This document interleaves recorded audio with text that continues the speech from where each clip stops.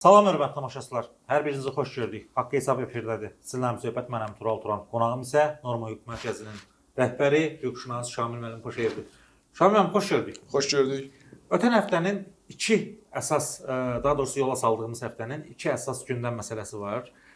Bunlardan biri banklara borcu olan şəxslərin xaricə getməsinə qoyulan qadağa ilə bağlıdır. Yəni əlahəzrət hüquq bizə nə deyir? Həmin şəxslərin xaricə getməsinə doğrudan da qadağa qoyula bilərmi? Ümumiyyətlə nəzərə almaq lazımdır ki, şəxsin banka və yaxud da şəxsə borcu olduğuna görə xaricə getməyini bank və yaxud da şəxs məhdudlaşdıra bilməz. Bu bir mənalı olaraq məhkəmə qərarı ilə olur. Belə olan halda isə mülki hüquq öhdəliklərini icra etməyən şəxslər barəsində hüquq mühafizə orqanlarında araşdırma gedə bilər, məhkəmə işində də ola bilər. Əgər öhdəlikdən yayınırsa, belə olan halda şəxsə stop qoyula bilər. Amma bu hər borcu olana aid deyil, bu borcunu ödəməyən şəxslərə aiddir. Hansı ki, borcunu ödəmir və ödəmədiyinə görə mülki hüquq öhdəliklərinin icra etməsində problem yaranır. Hər bir halda yəni bunu bank eləmir, vətəndaş eləmir.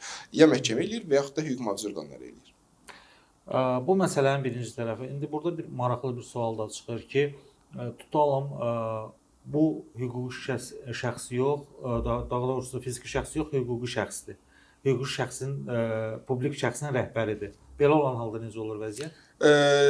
Şəxs əgər hər hansı bir MMC-nin rəhbəridirsə, MMC-nin rəhbəri MMC-nin borcuna görə məsuliyyət daşımır. O özünün hərəkətinə və hərəkətsizliyinə görə məsuliyyət daşıya bilər. Yəni şirkətlər arasında bağlanan müqavilələrdə əgər şirkətlərin borcu varsa, burada cavabdeh olan şirkətdir. Həmin şirkətin direktoru və yaxud da rəhbəri deyil. Bu direktor və rəhbər öz hərəkət və hərəkətsizliyinə uyğun olaraq barəsində tənbih tədbirləri və yaxud da cəza tədbirləri görülə bilər.